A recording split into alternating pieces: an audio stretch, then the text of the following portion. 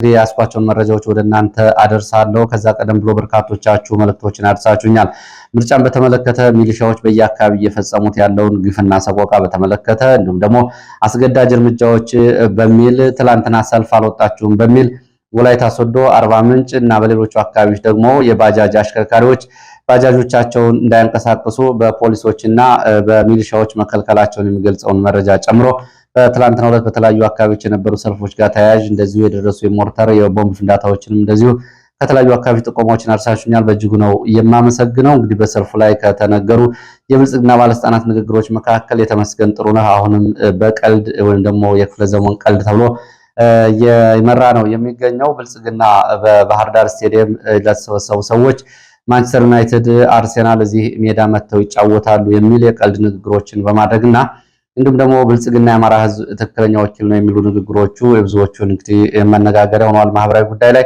ለማንኛውም ወደ መረጃዎቹ ስቀጥል በዚህ ሰዓት የተለያዩ መረጃዎችን ይዣለሁ። በአማራ ክልል በተለያዩ አካባቢዎች ያለውን ውጊያና የተዛማጅ ወታደራዊ የግንባር ዝርዝር መረጃዎች፣ በትግራይ ያለውን አጠቃላይ ሁኔታ የተመለከቱ መረጃዎች እንዲሁም ደግሞ በአፍሪካ ቀንድ ያሉ አዳዲስ መረጃዎችን አደርሳለሁ። በአፍሪካ ቀንድ እንደሚታወቀው የግብጽ ከመቼውም ጊዜ በላይ በኢትዮጵያን ከበባ ውስጥ እያስገባች ነው የምትገኘው። ለዚህ ደግሞ እንግዲህ ዋናው አስተዋጽኦ እያደረጉ ያለው በሀገር ውስጥ ያለው የአብይ አህመድ ደካማ የፖለቲካና የህዝብ አያያዝ ነው። ከዚህ ጋር በተያያዘ ቀጠናው የዲፕሎማሲ ኪሳራ ውስጥ ሀገሪቱ እንድትገባ ግብጽ ከአስመራ እስከ ሞቃዲሾ እንዲሁም ደግሞ ከካርቱም እስከ ጅቡቲ ድረስ ባሉት ቀጠናዎች የራሷን ከበባ እያደረገች ትገኛለች። ይህንን ጨምሮ ቱርክም በቀጠናው አዲስ ወታደራዊ እንቅስቃሴ እያደረገች ትገኛለች። የሱዳን ጦር ወደ ኢትዮጵያ ድንበር እየገሰገሰ ነው የሚገኘው። ይህንን ጨምሮ ከአፍሪካ ቀንድ መረጃዎች ወደ እናንተ አደርሳለሁ። ዛሬ መረጃዎቹን አጠራጠር እያደረኩኝ በዜና መልክ ነው ያዘጋጀሁላችሁ። እንግዲህ ይህንን ብዙዎቻችሁ ጠይቁ ስለነበረ ወደ መረጃዎቹ ነው ባጭሩ የሚሄደው። በምስራቅ ወለጋ በደረሰው የደፈጣ ጥቃት ከሁለት ቀናት በፊት ዋናው ብርጋዴር ጀነራልን ጨምሮ ሁለት ኮሎኔሎች መገደላቸውን የሚገልጹ መረጃዎች ወጥተዋል።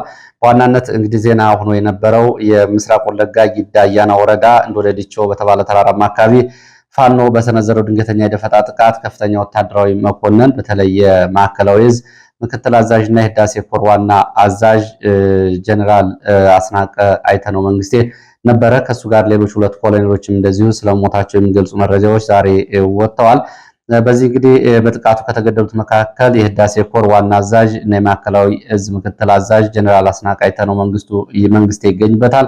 ከጀነራሉ በተጨማሪ ሁለት ከፍተኛ ኮሎኔሎች እና በርካታ አጃቢ እና ሬጅመንት ኃይል በጥቃቱ እንደዚሁ ህይወታቸውን ማጣታቸው ታውቋል። እንደ መረጃ ምንጮቹ ከሆነ በጥቃቱ ከተገደሉት ሁለት ከፍተኛ ኮሎኔሎች የቀብር ስነስርዓት አንዱ በአዲስ አበባ አንዱ ደግሞ በደቡብ ኢትዮጵያ ተፈጽሟል። በዚህ እንግዲህ አንድ ጀነራልና ሁለት ኮሎኔሎች መሞታቸውን ነው መረጃዎቹ የሚያሳዩት። ከሰው ኃይል ጉዳቱ ባሻገር በዚህ ድንገተኛ ወታደራዊ ጥቃት ከሁለት ቀናት በፊት በተፈጸመው ማለት ነው። በዚህ ድንገተኛ ጥቃት ከ8 በላይ የጦር ተሽከርካሪዎች ሙሉ በሙሉ መውደማቸው ነው የታወቀው። ይህ በእንዲህ እንዳለ ለወታደራዊ ግዳጅና እንቅስቃሴ ጀነራሎቹ ስምሪት ሲያደርጉ ኮሎኔሎቹ ሲንቀሳቀሱ ከውስጥ ለፋኖች መረጃ የምትሰጡ አላችሁ፣ የደፈጣ ጥቃቱ ተፈጸሙት በዚህ ምክንያት ነው በሚል በተለያዩ አካባቢዎች እንደዚሁ ወታደሮች ከፋኖ ጋር ግንኙነት አላችሁ በሚል የተጠረጠሩ ወታደሮች በቁጥጥር ስር ውለዋል የሚሉ መረጃዎችም ወጥተዋል። ይህም እንግዲህ ውስጣዊ ያለውን አለመተማመንና ትርምስ የሚያሳይ ነው። ወደ አማራ ክልል ወዳሉ የተለያዩ አካባቢ ወዳሉ መረጃዎች ይቀጥላለው። በደቡብ ጎንደር በተለያዩ ቀጠናዎች በተለይ በጉና ቀጠና በስማዳና በአካባቢው ከጉና ተራሮች እስከ ወገዳ ድረስ ባሉት አካባቢዎች ውጊያዎች፣ የደፈጣ ጥቃቶች እየተደረጉ ነው የሚገኙት። በጉና ተራራ የተገኘውን መረጃ ስንመለከት በጉና ተራራ ጠጥራ ዳሞ ተብሎ በሚጠራ ዋናው መንገድ ከደብረ ታቦር ወልዲያ በሚገኘው ዋናው መንገድ የጊዜ ወርቅ ሻለቃ ሰፈር ተብሎ በሚጠራ አካባቢ በትላንትና አመሻሹን በተፈጸመ የድንገተኛ ጥቃት በ10 በላይ ወታደሮች መገደላቸውን የአካባቢ መረጃ ምንጮች ገልጸዋል። ግጭቱ የተቀሰቀሰው 59ኛ ክፍለ ጦር አካባቢውን ለቆ እየወጣ በነበረበት ወቅት የፋኖ እንግዲህ የግራዝማች አድማሱ ብርጌድ ድንገተኛ ጥቃት በመሰንዘሩ ነው። 59ኛ ክፍለ ጦር ቦታውን ለቆ ሲወጣ እንቅስቃሴ ላይ ባለበት ሰዓት በተፈጸመው በዚህ ጥቃት ሰብአዊ፣ ቁሳዊና ወታደራዊ ጉዳት መድረሱን የመረጃ ምንጮቹ ገልጸዋል። ከ10 በላይ የሚሆኑ ወታደሮች ሲሞቱ ቁጥራቸው ያልታወቁ እንደዚሁ ቆስለዋል። ዛሬም አስከሬኖች ሳይነሱ ዛሬ ማለዳ በአካባቢው መታየታቸውን የመረጃ ምንጮች ገልጸዋል። ከዚህ ባሻገር ከ300 በላይ ተተኳሽ እና እንዲሁም ደግሞ የነፍስ ወከፍ መሳሪያዎችን ጨምሮ በፋኖች መግባታቸውን የወጡ መረጃዎች ያሳያሉ። አድማጭ ተመልካቾቻችን ይሄ እንግዲህ ግራዝማች አድማሱ የተባለው ስያሜ የተሰጠው በአካባቢው በጉና 1967 68 69 ዓ.ም በአካባቢው በተለይ የአፄ ኃይለሥላሴ ስርዓት ሲወድቅ የደርግ ጦር ወደ አካባቢው ሳይገባ ለዓመታት እንዲቆይ በማድረግ በአካባቢው ዝነኛ ከነበሩ የአካባቢው ተዋጊዎች እና የጦር መስፍና መሪዎች መካከል አንዱ ነው። ብዙ የአካባቢው ግጥሞችም አሉት። በዚሁ ቀጠና ወደ ስማዳ ስንሄድ በስማዳ ወረዳ በሶስት ቦታዎች ላይ ውጊያዎች እየተካሄዱ ይገኛሉ። በስማዳ ወረዳ ዛሬ ረፋዱን ጀምሮ በመከላከያ ሚሊሻ አድማ ብተናና በፋኖ መካከል ውጊያ እየተደረገ ነው የሚገኘው። የውጊያው መነሻ ባለፈው የጸጥታ ኃይሎቹ የብልጽግና ባለስልጣናት ለቀውት የወጡትን የሙጃ ሮቢት ከተማና ወረዳን መልሶ ለመያዝ ከወገዳ ከተማ እንቅስቃሴ መጀመሩና መከላከያ አድማ ብተናና ሚሊሻ ፖሊስ የፓርቲውን ባለስልጣናት አጅበው ዳግም ወደ አካባቢው እንቅስቃሴ ማድረጋቸውን ተከትሎ ነው ውጊያ የተቀሰቀሰው። ይህንን ተከትሎ ከወገዳ ከተማ ወጣ ብሎ በሚገኙ አዳዳ በተባለች ከተማ አቅራቢያ እንዲሁም ደግሞ አዘዋና ድመን በተባሉ ቦታዎች ላይ ረፋድ ጀምሮ ውጊያ እየተደረገ ነው። በአድማ ብተናና በሚሊሻ እንዲሁም በፋኖ ኃይሎች መካከል የተደረገ ባለው ውጊያ እስካሁን ድረስ ውጊያ ሲቀጥል የደረሰው ጉዳትን በዝርዝር አልታወቀም። በሰውም ሆነ በህይወት ንብረት ላይ የደረሰው ጉዳት አልታወቀም። ከአካባቢ የወጣው መረጃ እንግዲህ ይህንን ነው የሚያሳየው። እዚሁ ቀጠና ላይ እንደዚሁ ከወለላ ባህር ወደ ወለላ ባህር ማለት በዚሁ ስማዳ ወረዳን ጋይንትን እንዲሁም ደግሞ ስቴን እና ወደ ጉና የሚያገናኝ ወሳኝ ቦታ ነው። ከዚሁ አካባቢ እንደዚሁ ወደ ሙጃ ሮቢት እግረኛ ሰራዊት ሲንቀሳቀስ ፋኖ የእግረኛ ሰራዊት ላይ ደፈጣ ጥቃት መፈጸሙንም የሚያሳዩ መረጃዎች ወጥተዋል። በጉናና በስማዳ ቀጠና ልዩ ስሙ ኔት ዋርካ ተብሎ በሚጠራ ቦታ የፋኖ ኃይሎች ትናንትና መሻሹን በፈጸሙት የደፈጣ ጥቃት በምሽት ከወለላ ባህር ወደ ሰድሙጃ ይንቀሳቀስ በነበረው የእግረኛ ሰራዊት ላይ ወታደራዊ፣ ሰብአዊና ቁሳዊ ኪሳራ ደርሷል። በዚህ ሳቢያ ምሽቱ በሰራዊቱ አባላት ላይ የደረሰውን ጉዳት ተከትሎ ወደኋላ ተመልሷል። ዛሬ ኃይሉን አጠናክሮ እንደገና ወደፊት መቀጠሉና በአካባቢው ከፍተኛ ውጥረት መኖሩ ነው የተገለጸው። በዚህ ድንገተኛ የደፈጣ ጥቃት በሰው ሕይወት በንብረት ላይ የደረሰው ዝርዝር ጉዳት እየተጣራ ነው የሚገኘው። ወደ ሌላው መረጃችን ስንሄድ ወደ ኢትዮጵያና ሱዳን ድንበር አካባቢ ወደ ምዕራብ ጎንደር መተማ የሚወስደን መረጃ ነው የማስከትለው። በምዕራብ ጎንደር ዞን መተማ ወረዳ ውጥረት መንገሱ እንዲሁም ደግሞ የዳስ ጉንዶ ተብላ የምትጠራውን ከተማ ትላንትና ፋኖ መቆጣጠሩን የሚገልጹ መረጃዎች ከአካባቢው ወጥተዋል። በምዕራብ ጎንደር ዞን መተማ ወረዳ በትላንትናው ዕለት በገዢው ብልጽግና ፓርቲ የጠራውን የምርጫ ቅስቀሳ ሰልፍ ተከትሎ በዳስ ጉንዶ አካባቢ እንደዚሁ በካምፖች ላይ ጥቃት ተፈጽሟል። ይህን ሰልፉም እንደዚሁ በተያዘለትን የጊዜ መርሃ ግብር ሳያጠናቅቅ በዞኑ ከተማ የተጠራው እንደዚሁ ወዲያው ነው የተበተነው ተብሏል። የአካባቢው የዜና ምንጮች እንደጠቆሙት የፋኖ በአካባቢው ወሳኝና ስትራቴጂክ ጠቀሜታ ያላትን የዳስ ጉንዶ ከተማን ትላንትና ሙሉ በሙሉ ሲቆጣጠር ፋኖ ወደ ከተማው ከመግባቱ በፊት በአካባቢው በሚገኙ ሚሊሻ ካምፖች ላይ ጥቃት መሰንዘሩም ታውቋል። በአካባቢው የነበሩ የሚሊሻ አባላት ላይም ጉዳት ደርሷል። ቀሪዎቹ ደግሞ አካባቢውን ለቀው መውጣታቸው ነው የታወቀው። ፋኖ ከተማዋን ከተቆጣጠረ በኋላ በዳስ ጉንዶ አካባቢ የነበረ የብልጽግና የምርጫ ቁሳቁስ እንዲሁም ደግሞ ወታደራዊ ካምፖች ላይ ቃጠሎ ጉዳት አድርሷል። በዚህም እንግዲህ በአካባቢው ምርጫ እንደማይደረግ ነው የመረጃ ምንጮቹ የገለጹት። ይህንን የፋኖ እንቅስቃሴ እና ስጋት ተከትሎ ትላንትና በዕለቱ በዞኑ መቀመጫ በሆነችው ገንዳዋ ከተማ ተዘጋጅቶ የነበረው የብልጽግና የድጋፍ ሰልፍ በስጋት ምክንያት ወዲያውኑ መበተኑን ከአካባቢ የወጡ መረጃዎች ያሳያሉ። በዚህ ሰዓት እንግዲህ ፋኖ ከዳስ ጉንዶ በመነሳት ወደ ኮኪትና ወደ ገንዳዋ እንቅስቃሴ ያደርጋል፣ ጥቃት ይከፍታል በሚል በአካባቢው በብልጽግና ባለስልጣናትና በጸጥታ ኃይሎች እንደዚሁ ከፍተኛ ስጋት እንዳለና መከላከያ፣ ሚሊሻ፣ አድማ ብተናና የአካባቢው ሰላም አስከባሪ ተብሎ የሚጠራው ኃይል ከገንዳዋ ከዞኑ ዋና ከተማ ወደ ኮኪት አቅጣጫ እንደዚሁ ለመውጣት ዝግጅት እያደረገ መሆኑን ከአካባቢ የወጡ መረጃዎች ያሳያሉ። በኢትዮጵያና ሱዳን ድንበር አቅራቢያ የሚገኘው በዚህ ድንበር አካባቢዎች ዛሬም እንደዚሁ ከፍተኛ ውጥረት መኖሩን የሚገልጹ የመረጃ ምንጮች ከዳስ ጉንዶ ዙሪያ እንደዚሁ ወደ ኮኪት መስመር ዛሬም እንደዚሁ ተኩስ ድምፅ ይሰማል ብለዋል የመረጃ ምንጮቹ። ወደ ሰሜን ወሎ መርሳና አካባቢው ስንመለስ ደግሞ በመርሳ ከተማ የሚገኙ ወታደራዊ ካምፕ ላይ የሞርተር ጥቃት መፈጸሙ ተሰምቷል። በካምፕ ላይ በተፈጸመ የሞርተር ጥቃት ወታደራዊ ኪሳራ ደርሷል። ብልጽግና የጠራው የድጋፍ ሰልፍም መበተኑ ነው የተገለጸው። በሰሜን ወሎ ዞን መርሳ ከተማ በሚገኝ ወታደራዊ ካምፕ ላይ ፋኖ የሞርተር ድብደባ መፈጸሙን የገለጹት የመረጃ ምንጮች በትላንትናው ዕለት ግንቦት 18 ነው በከተማው ገዢው ፓርቲ ብልጽግና ጠርቶት የነበረው የድጋፍ ሰልፍ ይህንን ተከታታይ የሞርታር ጥቃት ስጋት ተከትሎ ሳይካሄድ መበተኑ ነው የታወቀው።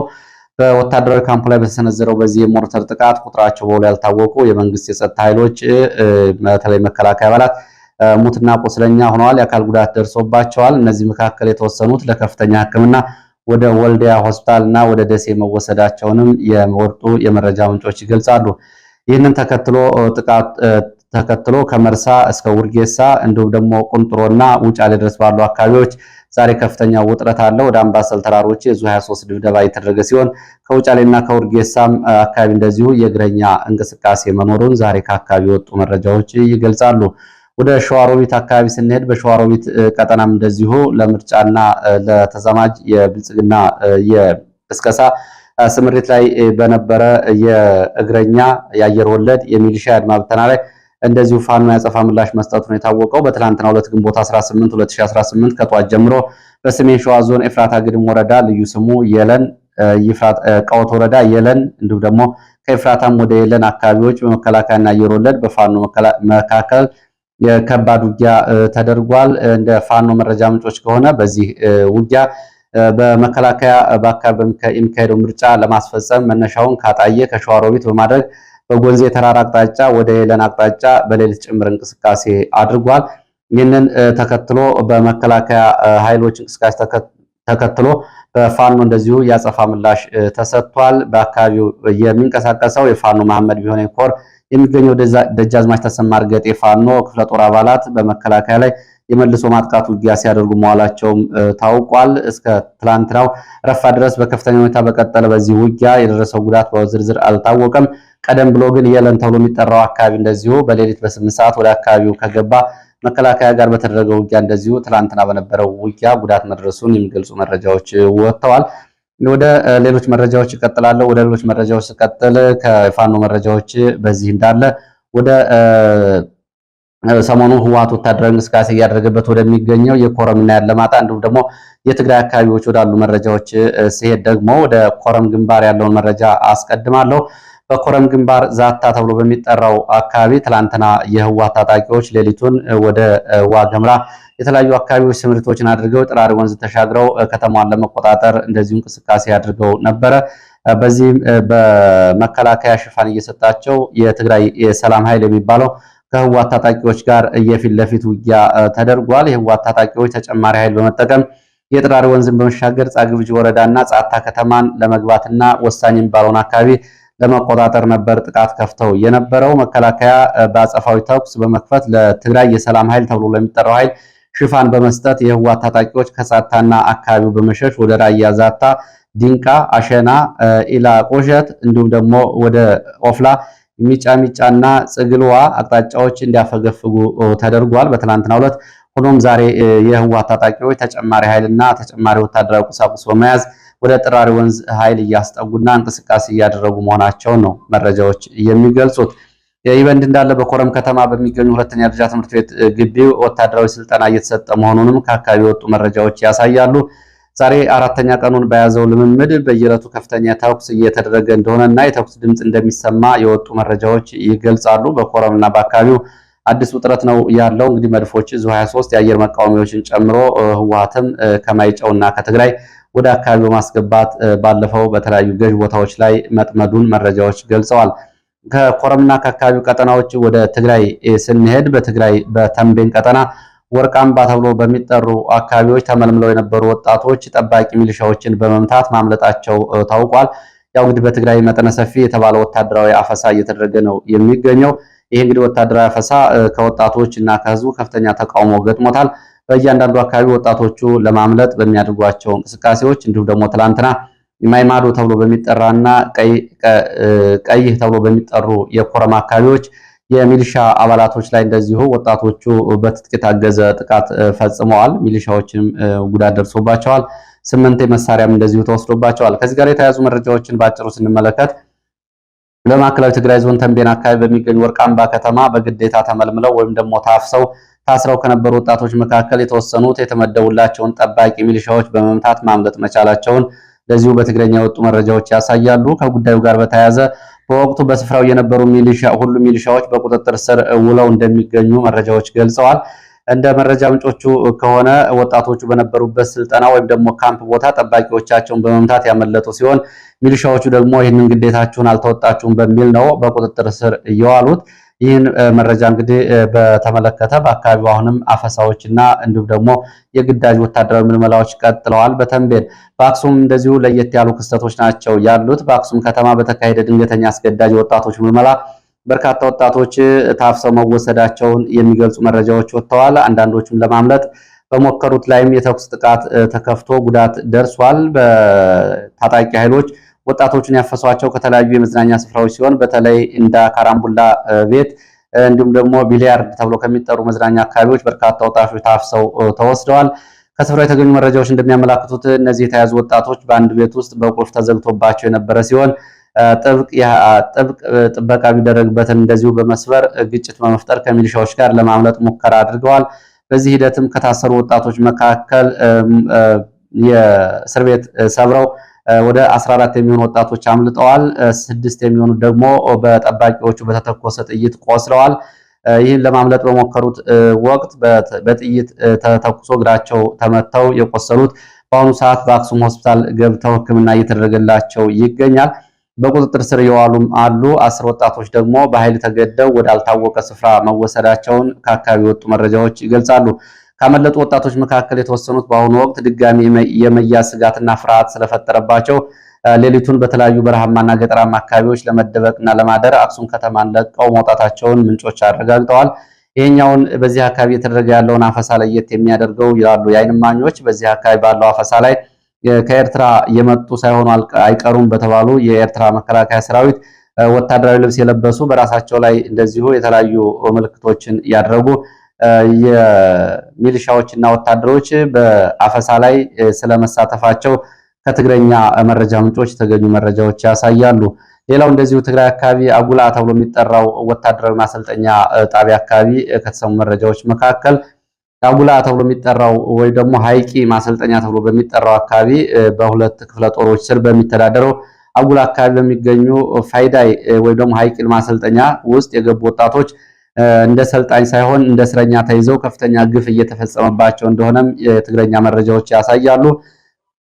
ታሳሪዎቹ አያያዛቸው ሁኔታ በተመለከተ ባለፉት 3 ቀናት ውስጥ በአስገዳጅ ምልመላ የተያዙ አዳዲስ ወጣቶች ወደ ስፍራ የገቡ ሲሆን እስካሁን ድረስ ከ200 በላይ ወጣቶች ወደ አካባቢው ገብተው በስልጠና ማዕከሉ እንደዚሁ ከበባ ውስጥ ገብተው ይገኛሉ። በማሰልጠኛ ውስጥም እንደዚሁ እንደ እስረኛ በከባድ አያያዝ ውስጥ ነው የሚገኙት። ወጣቶቹ ከአንድ ትልቅ አዳራሽ እንዳይወጡ ተቆልፎባቸው እንደሚውሉ የሚገልጹት የመረጃ ምንጮች ከመጸዳጃ ውጭ ወደ ውጭ እንዲወጡ አይፈቀድም። እንግዲህ ይህንን ተከትሎ የማምለጥ ሙከራ ተደርጎ ለዚሁ ጉዳት ደርሷል። ወጣቶቹ ዱቄት ለማውረድ ወይም ደግሞ ስንቅና ሬሽን ለማውረድ በሚል ከአዳራሽ እንዲወጡ ሲደረግ ከአዳራሽ በወጡበት ወቅት ሩጠው ለማምለጥ ሲሞክሩ በዚሁ ተኩስ ተከፍቶ ጉዳት ደርሷል። ይህንን በተመለከተ እስካሁን ድረስ የጠፉትን ለመያዝ እንዲሁም ደግሞ ለማምለጥ ከሞከሩት ውስጥ ደግሞ 8 የሚሆኑት በጥይት ተመተው ጉዳት ደርሶባቸዋል። ይህን እንግዲህ በተመለከተ ይህንን ጥቃት እየፈጸሙ የሚገኙት ሳምሶን የአንደኛ ክፍለ ጦር አዛዥና ምክትል አዛዡ አልፎም እንደሆኑ ከአካባቢ ወጡ መረጃዎች ያሳያሉ። መጨረሻ ወደዚሁ ወደ ተንቤን ቀጠና የሚወስደን መረጃ ላስከትል። ትግራይ አካባቢ በአብያዲ ከተማ በግዴታ የተያዙ ወጣቶች ደጋ አርቢ ተብሎ ወደሚጠራ ወታደራዊ ስልጠና ሲወሰዱ የተወሰኑት ማምለጣቸውን የወጡ መረጃዎች ይገልጻሉ። አብያዲ ቆላ ተንቤን አካባቢ በአስገዳጅ ምልመላ የተያዙ ወጣቶች በከተማው መዘጋጃ ቤት አዳራሽ ተዘግተው ከቆዩ በኋላ ወደ ደጋ አርቢ ተብሎ ወደሚጠራው አካባቢ ሲወሰዱ የተወሰኑት አምልጠዋል። እንግዲህ ይህንን ተከትሎ በአካባቢው እንደዚሁ ያመለጡትን ፍለጋ በሚል ስምሪት ተሰጥቷል። ይህ በእንዲህ እንዳለ እንግዲህ በራያ በኩልም እንደዚሁ ራያ አላማጣ ከተማ የህወሓት ታጣቂዎች በሌሊት ጭምር ቤት ለቤት በመሄድ ትጥቅ እያስፈቱ አፈሳ እያደረጉና እንዲሁም ደግሞ ወታደራዊ ግዳጅ እየፈጸሙ ነው የሚገኙት። ካሁን በፊት በአማራ ክልል አካባቢው በነበረበት ጊዜ በፖሊስ በሚሊሻ በአድማ ብተና ትጥቅ ወስዳችኋል በሚል ትጥቃላችሁ በሚል የህወሓት ታጣቂዎች እነዚህን ትጥቅ ለማስፈታት ቤት ለቤት የሌሊት አፈሳና እንቅስቃሴ እያደረጉ ይገኛሉ። ትጥቅ ለማስፈታት ዘመቻ በተለይ የቀድሞ የሚሊሻ አባላት፣ የፖሊስ አባላት እንዲሁም ደግሞ የአማራ አድማ ብተናና ሚሊሻ አባላት በተባሉት ላይ ያነጣጠረ መሆኑን ተከትሎ ድርጊቱ እንግዲህ በከተማ ላይ ከፍተኛ ስጋት መፍጠሩን የወጡ መረጃዎች ያሳያሉ። ድርጊቱን ተከትሎ በከተማው ላይ እና በከተማው ዙሪያ ባሉ አካባቢዎችም እንደዚሁ ወጣቶች እግራቸው ወዳመራቸው አካባቢዎች ለቀው እየወጡ ሲሆን የህወሓት ታጣቂዎች ደግሞ በአካባቢው ሰፊ ወታደራዊ ስልጠና እያካሄዱ መሆናቸውንም የወጡ መረጃዎች ያሳያሉ። ወደ ሌሎች መረጃዎች ይቀጥላሉ። ወደ ሌሎች መረጃዎች ሲቀጥል ደግሞ ጎረቤት ሀገር ኬንያ የተጠርጣሪ የኦነግ ደጋፊ ናቸው ወይም ደግሞ ብልጽግናን ይቃወማሉ የተባሉ የኦሮሞ ተወላጆችና ከነጃዋር መሐመድ ጋር ግንኙነት አላቸው በሚል ብልጽግና የሚፈልጋቸው የተባሉ ሰዎችን አሳልፋ ልትሰጥ ነው የሚል መረጃ ወጥቷል። በኬንያ ዋና ከተማ ናይሮቢ የሚኖሩ የኦሮሞ ነጻነት ግንባር ኦነግ ደጋፊ በሚል ከነጃዋር ጋር ግንኙነት አላቸው ተብለው የተጠረጠሩ የኦሮሞ ተወላጆች የሆኑ ኢትዮጵያውያን ኬንያ መንግስት አሳልፎ ለመስጠት እንቅስቃሴ እያደረገ እንደሆነ ከኬንያ የተገኙ መረጃዎች ያሳያሉ። ከተለያዩ ምንጮች የወጡ መረጃዎች እንደሚያመላክቱት እነዚህ ተጠርጣሪዎች በቁጥጥር ስር ውሎ ለኢትዮጵያ አሳልፎ ለመስጠት በኢትዮጵያ ፌዴራል መረጃ ደህንነት አገልግሎት የጋራ ግብረ ኃይልና በኬንያ ፖሊስ በኩል የተለያዩ የመረጃ ልውውጥ ስራዎች እየተሰሩ እንደሆነ መረጃዎች ገልጸዋል። ይህ እንግዲህ በሁለቱ ሀገራት የጸጥታና ደህንነት ስምምነት በሚል ካሁን በፊት የተደረገውን ስምምነት ተከትሎ ነው። በናይሮቢና በአካባቢው የሚኖሩ ኢትዮጵያውያን ስደተኞች በዚህ ምክንያት ከፍተኛ ስጋት ውስጥ መውደቃቸውን የወጡ መረጃዎች ያሳያሉ። ይህ በእንዲህ እንዳለ ከኦሮሞ ነጻነት ግንባር ኦነግ ጋር ግንኙነት አላቸው በሚል ተጠርጥረው የነበሩ ሁለት ሰዎች በኬንያ ናይሮቢ ፍርድ ቤት ቀርበው በዋስ መለቀቃቸውንም አዲስ ስታንዳርድ ዘግቧል። አዲስ ስታንዳርድ ባለፈው ግንቦት 6 ቀን በናይሮቢ ታስረው የነበሩ በኬንያ ማርሳቢት ካውንቲ ተወላጅ የሆኑ ሁለት የቦረና የሀገር ሽማግሌዎች በ14 ሚሊዮን የኬንያ ሽልንግ ነው በዋስ የተፈቱት። ይህንን ተከትሎ እንግዲህ በናይሮቢ ከተማ የሚገኙ የኦነግ ደጋፊ ነጃዋር ደጋፊ የተባሉ ሰዎች ለመንግስት ተላልፈው ሊሰጡ መሆኑ ታውቋል። እንግዲህ ከናይሮቢ ነው። ወደ ሌላው የአፍሪካ ቀንድ መረጃችን ስንሄድ የሱዳን መደበኛ ጦር የአልቡርሃን ጦር ማለት ነው በብሉ ናይል ግዛት 4 ቁልፍ ቦታዎችን መቆጣጠሩን አስታውቋል። የአልቡርሃን ጦር እነዚህን ቁልፍ ቦታዎች የተቆጣጠረው የፈጥኖ ድራሽ ኃይሉን አርኤስኤፍ እስከ ኢትዮጵያ ድንበር ድረስ በማሳደድ እና በማሸነፍ እንደሆነ ነው እየገለጸ ያለው። በብሉ ናይል ግዛት የሱዳን መደበኛ ጦር የአልቡርሃን ጦር ማለት ነው በሀገሪቱ ደቡብ ምስራቅ አቅጣጫ በሚገኘው ብሉ ናይል ግዛት 4 ቁልፍ ወታደራዊ ቦታዎችን መቆጣጠሩን አስታውቋል። እነዚህ ቦታዎች እንግዲህ በብሉ ናይል ግዛት እዝ የተሰማራው የሱዳን 4ኛ ክፍለ ጦር እንዳመላከተው በኩሪ ተብሎ በሚጠራው ቦታ የመሸገውን 14ኛው እግረኛ ብርጌድ አባላት ቃይሳ ወረዳ ውስጥ የሚገኙ አብዲ ቃላ፣ አዲ ዋሺምቡ፣ ሻርካ ተብሎ የሚጠሩና ኢንሺ ካሩ ተብሎ በሚጠሩ ቦታዎች የሚገኙ የአርኤስኤፍ ታጣቂዎችን በማባረር እንደሆነ ነው የገለጸው። በዚህ መሰረት እንደ አካባቢዎች ላይ ስኬታማ ዘመቻዎችን በማድረግ አካባቢዎችን ተቆጣጠር ያለው የሚለው የሱዳን ጦር አክሎም 4 ይዞታዎችን በቁጥጥር ካደረገ በኋላ ጠላት ያላቸውን ፈጥኖ ደራሽና የሱዳን ነጻነት ንቅናቄ ሰሜን የሚባሉትን ኃይሎች እስከ ኢትዮጵያ ድንበር ድረስ ማባረሩን ነው የገለጸው። ይህ የሱዳን ጦር ወደፊት የመግፋት እርምጃ እያደረገ እንደሆነ ታውቋል። ከ2 ቀናት በፊት በርካታ ተብላ የምትጠራውን አካባቢ መልሶ መቆጣጠሩን የገለጸው የሱዳን ጦር ይህ ሰራዊት አሁን ባለፈው መጋቢት ወር በፈጥኖ ደራሽ ኃይሎች ቁጥጥር ስር እና በአብዱልአዚዝ አልሂሉ በሚመራው የሱዳን ሕዝብ ነጻነት ንቅናቄ ተይዘው የነበሩ ቦታዎች ናቸው። ዛሬ መልሶ የያዛቸው ቦታዎች ካራም ከተማን ተብላ የምትጠራውን ወሳኝ ቦታና ወደ ኢትዮጵያ ድንበር ኩርሙክ ከተማን ለመቆጣጠር እንዲቃረብ አድርጎታል። የሱዳንን ጦር የሚሉ መረጃዎች ወጥተዋል። አርኤስኤፍ እና ኤስፒኤልኤም ጥምረት እንግዲህ ካራም፣ ቃይሳን፣ ባው ከተሞችና አካባቢዎችን ይዘው ይገኛሉ። ሆኖም ወደ ኢትዮጵያ ድንበር ተጠግተዋል።